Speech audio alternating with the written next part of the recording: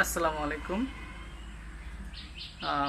অর্থনীতি প্রথম পত্র একাদশ শ্রেণীর আজকের অনলাইন ক্লাসে সবাইকে স্বাগতম। আমার আজকের ক্লাসের আলোচ্য বিষয় হচ্ছে অর্থের পরিমাণ তত্ত্ব। আমরা আজকে এই বিষয়টি নিয়ে আলোচনা করব। প্রথমে আসি, অর্থের পরিমাণ তত্ত্ব কে দিয়েছেন? অর্থের পরিমাণ তত্ত্ব দিয়েছেন আরভিং ফিশার তার দি পারচেজিং পাওয়ার অফ মানি গ্রন্থে 1911 সালে প্রকাশিত। এই গ্রন্থেই অর্থের পরিমাণ তত্ত্ব সম্পর্কে তিনি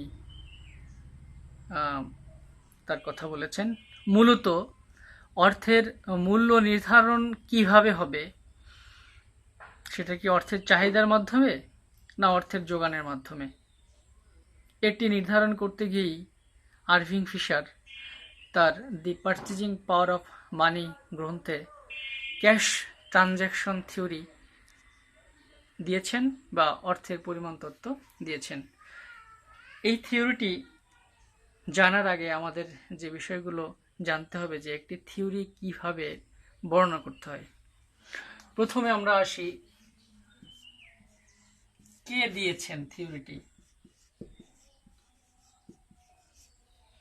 কে দিয়েছেন, তারপরে আসবো তার মূল বক্তব্যটা কি, মূল বক্তব্যটা কি।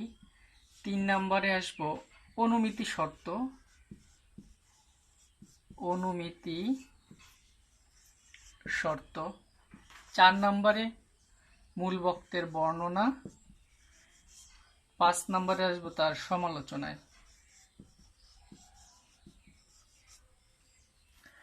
তো আমরা প্রথমে আসি যে কে দিয়েছেন। আমি আগেই বলেছি আরভিং ফিশার এই থিওরিটি দিয়েছেন। তিনি কি বলেছিলেন? তিনি বলেছিলেন যে অর্থের মূল্য নির্ভর করে অর্থের পরিমাণের উপর। এই তত্ত্বটি বর্ণনা করতে গিয়ে তিনি যে বিষয়টির উপর সবচেয়ে বেশি গুরুত্ব আরোপ করেছেন সেটা হলো অর্থের পরিমাণ। অর্থাৎ অর্থের পরিমাণ যদি বেড়ে যায়, দামের স্তর বেড়ে যাবে, আর দামের স্তর যদি বেড়ে যায় তাহলে অর্থের মূল্য কমে যাবে। অর্থাৎ দাম স্তরের সাথে অর্থের মূল্যের বিপরীত সম্পর্ক রয়েছে, বা আমরা এভাবে বলতে পারি অর্থের পরিমাণের সাথে দাম স্তরের বিপরীত সম্পর্ক রয়েছে। বিপরীতভাবে যদি আমরা বলি যে অর্থের পরিমাণ কমলে দামের স্তর কমবে, দামের স্তর কমলে অর্থের মূল্য বেড়ে যাবে। তো ফিশার মূলত অর্থের মূল্য নির্ধারণ করতে গিয়ে এই তত্ত্বটি দিয়েছিলেন এভাবে, এবং সেটিকে একটি সমীকরণের মাধ্যমে দেখিয়েছিলেন, যে সমীকরণটিকে আমরা এভাবে লিখি, এম ভি সমান পি এবং টি, এম ভি সমান পিটি। আমরা এখন ফিশারের বক্তব্যটি বর্ণনা করার জন্য বা প্রমাণ করার জন্য আমরা দেখব যে এমভি মানে কি এবং পিটি দিয়ে আমরা কি বোঝাতে চাই। এবার আমি এগুলোর একটু বর্ণনা লিখি। সেটা হলো এভাবে, এম হলো অর্থের পরিমাণ, অর্থের যোগান, অর্থের পরিমাণ। ভি হলো অর্থের প্রচলন গতি বা ভেলোসিটি অফ মানি, অর্থের প্রচলন গতি। পি হলো প্রাইস লেভেল বা দাম স্তর, দাম স্তর। আর টি হলো ট্রানজ্যাকশন বা লেনদেনের পরিমাণ বা লেনদেন, লেনদেনের পরিমাণ। এই এমভি সমান পিটি সে যে সমীকরণটি দিয়েছিল সেই সমীকরণ থেকে সমীকরণের যে রূপটি সেটি এরকম আমরা দেখলাম। আমি আগে বলে থাকি যে এই পাশের অংশকে বলা হয় অর্থের যোগান অংশ, আর এই পাশের তাকে বলা হয় অর্থের চাহিদা। আর আমরা সবসময় জানি বাজার ভারসাম্যের ক্ষেত্রে অর্থের চাহিদা এবং অর্থের যোগান সবসময় পরস্পর সমান হয়। বা আমরা যখন চাহিদা যোগান পড়েছি তখন আমরা দেখেছিলাম বাজার ভারসাম্যের ক্ষেত্রে অর্থের মানে শুধু চাহিদা সমান শুধু যোগান হবে। তো ফিশার তার এই অংশটাকে বলেছেন অর্থের যোগান,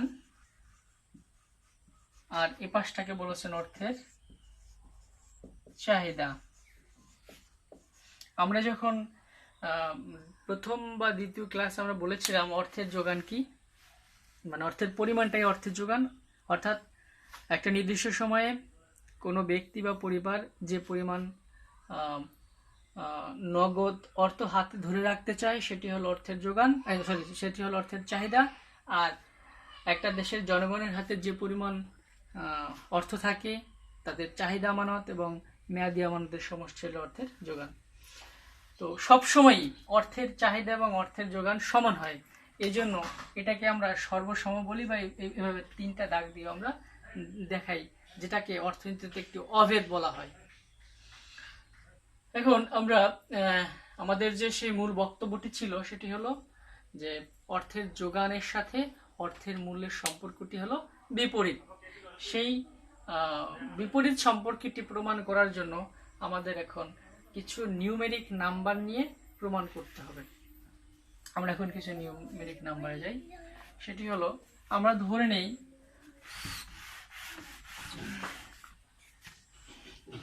অর্থের পরিমাণ হলো 1000, অর্থের প্রচলন ভি হলো 5। আমরা দামের স্তর জানি না, কারণ আমরা দামের স্তরের সাথে এটার সাথে একটা সম্পর্ক নির্ণয় করব। আর লেনদেনের পরিমাণ হলো 1000, আমরা এটা আপাতত ধরে নিচ্ছি। এখন আমরা এই সূত্র থেকে আমরা দামের স্তর নির্ণয় করার চেষ্টা করব। তো আমরা এই সূত্র থেকে দিকে যাই, সেটা হলো আমরা জানি যে এম ভি সমান হলো পি এবং টি। আমরা যদি এভাবে লিখি পি সমান এম ভি বাই টি, আর গুণ করলে আবার এটা পাওয়া যায়। অর্থাৎ আমাদের পি কি সেটা আমাদের নির্ণয় করতে হবে। এখন আমরা চলে যাই, এম হলো 1000 গুণ ভি হলো 5, টি হলো 1000, তাহলে আমরা পাই পি সমান হলো 5। এইটা হলো প্রাথমিক অবস্থা। আমরা কি করলাম, অর্থের পরিমাণ এই দামের স্তর পেলাম 5। এখন যখন দামের স্তর 5, এবার আমরা দেখি যে অর্থের মূল্য সাথে দামের স্তরের যে বিপরীত সম্পর্ক সেটাকে আমরা এভাবে লিখতে পারি, ভিএম ভ্যালু অফ মানি সমান 1/পি, বা এটা কিভাবে লিখতে পারি 1/5। যদি আমরা লিখি এরকম পাওয়া যাবে। এখন এইটাকে যদি এটাকে ভাগ করি তাহলে আমরা যেটা পাবো সেটা হলো 0.2। এককে যদি 5 দিয়ে ভাগ করি তাহলে পাই আমরা 0.2। এবার আমরা অর্থের পরিমাণ বাড়াবো, ভি এবং লেনদেনের পরিমাণ যদি স্থির রাখি এবং অর্থের পরিমাণ যদি আমরা বাড়াই তাহলে কি হয়। ধরে নিই অর্থের পরিমাণ প্রথমে ছিল 1000, এবার এম সমান আমরা ধরে নিলাম 2000। লেনদেনের পরিমাণের কোনো পরিবর্তন হয়নি, আর অর্থের প্রচলন গতিরও কোনো পরিবর্তন হয়নি। অর্থাৎ অর্থের প্রচলন গতি বা হাত বদলের কোনো পরিবর্তন হয়নি, শুধু কি হয়েছে, অর্থের যোগানের পরিমাণ বেড়েছে। এখন আমাদের এই সূত্রের কি অবস্থা দাঁড়ায় আমরা সেটা দেখব। মুছে দিচ্ছি। আমরা জানি এম ভি সমান পিটি, আবার আমরা জানি পি সমান M V by T. M 2000 গুণ ভি 5, টি ছিল 1000। এটা যদি আমরা যোগ বিয়োগ গুণ ভাগ করি তাহলে এই শূন্য এই শূন্যগুলো কাটা গেলে থাকে হলো 10। তাহলে আগে ছিল প্রাথমিক অবস্থায় অর্থের যোগান যখন 1000 ছিল তখন আমার দামের স্তর ছিল টাকা যদি বলি, এখন অর্থের যোগান দ্বিগুণ হয়েছে, দামের স্তরও সে বেড়ে দ্বিগুণ হয়েছে, অর্থাৎ 5 থেকে 10 হয়েছে। এই ক্ষেত্রে অর্থের মূল্য কি দাঁড়াইলো? ভ্যালু অফ মানি সমান হলো 1/p সমান হলো 1/10, যেটা দাঁড়ালো 0.1। তো আগে ছিল অর্থের মূল্য হলো 0.2, এবার হলো অর্থের মূল্য 0.1। অবশ্যই 0.2 0.1 চেয়ে বেশি বা বড়।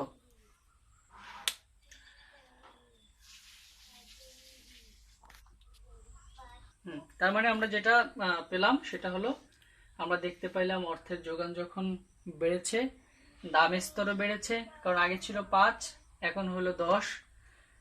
অর্থের মূল্য আগে ছিল 0.2, এখন হলো 0.1। নিশ্চয়ই 0.1 চেয়ে 0.2 বেশি, অর্থাৎ অর্থের যোগান বাড়লে দামের স্তর বাড়বে, অর্থাৎ দামের স্তরের সাথে অর্থের যোগানের ধনাত্মক সম্পর্ক এবং অর্থের মূল্যের বিপরীত সম্পর্ক, যেটা আমরা প্রমাণ করলাম। আমি আবার বলছি, দেখো যে আমাদের এই সমীকরণে আমরা এম ছিল 1000, ওই অবস্থায় দামের স্তর ছিল পি আর অর্থের মূল্য 0.2। এখানে এম হলো বা অর্থের যোগান হলো 2000, দামের স্তর তখন 10 এবং অর্থের মূল্য ভিএম হলো 0.1। তাহলে আমরা মানে যদি আমি এভাবে চলে আসি, সেটি হলো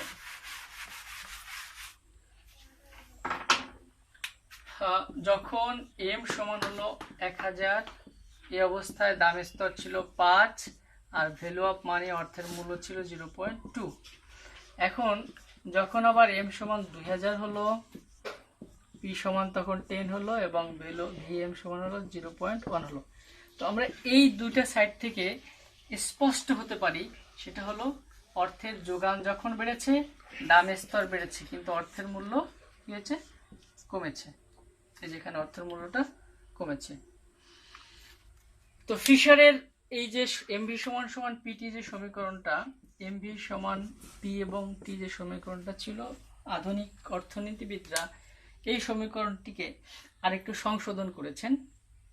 কারণ হলো, এখানে অর্থের যোগান বলতে শুধু সরকার কর্তৃক নির্ধারিত মুদ্রাকে বোঝানো হতো, কিন্তু আধুনিক অর্থ ব্যবস্থায় অর্থের যোগান বলতে শুধু কাগজি নোট বা মুদ্রাকে বোঝায় না, ব্যাংক নোট বা চেক, ট্রেজারি বিল, এগুলো মুদ্রার অন্তর্ভুক্ত, নিয়ার মানি বা এগুলোকে মুদ্রার অন্তর্ভুক্ত ধরা হয়। এবং পরবর্তীতে যে সমীকরণটি এসেছে সেটা হলো M V plus M prime এবং ভি প্রাইম সমান পিটি। অর্থাৎ এখানে এম ছিল শুধু অর্থের যোগান, এই অর্থকে বিহিত অর্থ বলবো, বি হলো বিহিত অর্থের পরিচালন গতি, এম প্রাইম হলো ব্যাংক বিহিত মুদ্রা ছাড়া প্রায় মুদ্রা যেগুলোকে বলে সেই অর্থের যোগান, এবং এটা হলো সেই অর্থের প্রচলন গতি, আর পি এবং টি এটা আগে যেটা ছিল সেটাই। এই বিষয়টি আমরা এখন চিত্রের মাধ্যমে দেখব। আমরা এই বিষয়টি এখন চিত্রের মাধ্যমে দেখার চেষ্টা করব যে এটা আমাদের যে মূল বক্তব্য এটার সাথে এটা মিল আছে কিনা। এদিকে হলো দামের স্তর আর এদিকে হলো অর্থের যোগান।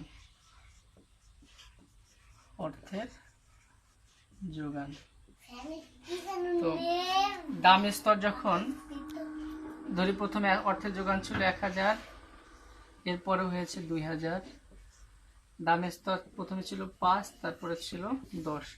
তার মানে আমরা যে সমীকরণটি পাবো সেটি হলো জাস্ট এরকম একটা রেখা, এরকম ডান দিকে ঊর্ধ্বগামী একটা রেখা পাবো, এটা হলো অর্থের যোগান রেখা। এই যে এখানের বিষয়টি থেকে আমরা এই যে অর্থের যোগান 1000, দামের স্তর 5, অর্থের যোগান 2000, দামের স্তর 10, অর্থাৎ অর্থের যোগান বাড়লে দামের স্তর বাড়ে। ঠিক এবার আমরা দেখব দামের স্তরের সাথে অর্থের মূল্যের বা অর্থের পরিমাণের সম্পর্কটা কেমন।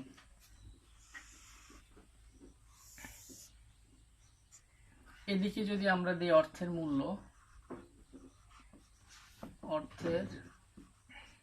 মূল্য, আর এদিকে যদি আমরা এইটাই থাকলো অর্থের যোগান,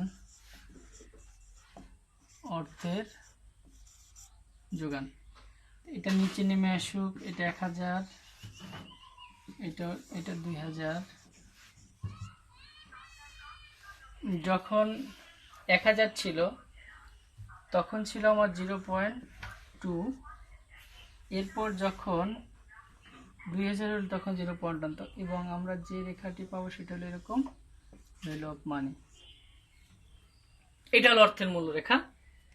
তাহলে ফিশার যে কথাটি বলেছিলেন সেটি হলো অর্থের পরিমাণের সাথে অর্থের মূল্যের বিপরীত সম্পর্ক। আমরা কিন্তু সেটা পেয়েছি, যেহেতু রেখাটি ডান দিকে নিম্নগামী, অর্থের যোগান বেড়েছে, অর্থের মূল্য কমেছে, অর্থের যোগান কমেছে, অর্থের মূল্য বেড়েছে। আমরা আজকে এটা প্রমাণ করলাম। তো পরিশেষে আমি সবশেষে যেটা বলতে চাই, ফিশার তার এই সমীকরণটি যখন দিয়েছেন তখন কিছু বিষয় কি স্থির ধরেছেন। এক নম্বর, অর্থের যোগানের পরিমাণ স্থির থাকবে, পূর্ণ প্রতিযোগিতা বাজার বিরাজমান থাকবে, এই বিষয়গুলো উনি স্থির ধরেছিলেন। বাস্তবে অর্থের যোগান স্থির হলেও অর্থের প্রচলন গতি কিন্তু স্থির নয়। অর্থাৎ পরবর্তীতে ফিশারের যে এই তত্ত্বটি যে অর্থের মূল্য নির্ধারণ, অর্থের মূল্য শুধুমাত্র অর্থের যোগানের উপর নির্ভর করে, এই বিষয়টি সঠিক হয়নি।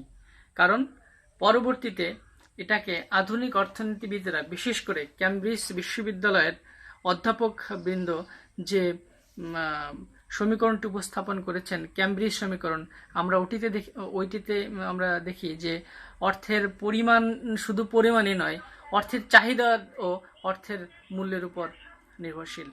তো আজকের ক্লাসে আমরা এতটুকুই দেখলাম যে অর্থের মূল্য অর্থের যোগানের উপর নির্ভরশীল, এটা অবশ্যই সত্য। তবে এটাও আমরা দেখলাম যে অর্থের যোগান যদি বেড়ে যায় তাহলে অর্থের মূল্য কি হবে, কমে যাবে। আবার অর্থের যোগান কমলে অর্থের মূল্য বেড়ে যাবে। তোমাদের কাছে আজকে একটা প্রশ্ন, আমাকে অবশ্যই ইনবক্সে জানাবা যে বর্তমান পরিস্থিতিতে অর্থের যোগানের কি অবস্থা, এতে কি অর্থের মূল্য বাড়ছে না কমছে। আর একটা বিষয় সেটা হলো যে তোমরা জানো এটার সাথে মুদ্রাস্ফীতির একটা সম্পর্ক রয়েছে।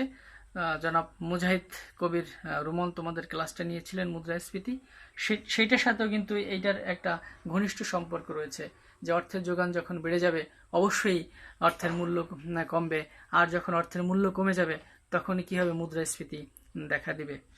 তো পরিশেষে আমি তোমাদেরকে আবার একটু সামারি টেনে শেষ করতে চাই। সেটা হলো আমাদের আজকের ক্লাসটা ছিল কিভাবে অর্থের মূল্য নির্ধারিত হয়। তো আমরা সেটা দেখেছি। আরভিং ফিশার তার the purchasing power of money 1911 সালে প্রকাশিত বইতে বলেছেন যে অর্থের যোগানের উপরে মূলত অর্থের মূল্য নির্ভরশীল। অর্থের যোগান যদি বেড়ে যায় অর্থের মূল্য কমবে, আর অর্থের যোগান কমে গেলে অর্থের মূল্য বেড়ে যাবে। আমি আবার বলছি, অর্থের যোগান যদি বেড়ে যায় অর্থের মূল্য কমবে, এবং অর্থের যোগান কমলে অর্থের মূল্য বাড়বে। সেটি তোমাদের একটি অঙ্ক, এবং সর্বশেষ এই গ্রাফটির মাধ্যমে আমরা সেটি দেখানোর চেষ্টা করেছি। তো আজ আর নয়, আগামীতে তোমাদের ক্যামব্রিজ সমীকরণ বা অন্য একটি বিষয় নিয়ে তোমাদের সামনে হাজির হব। সবাই ভালো থাকো, সুস্থ থাকো এবং ঘরে থাকো।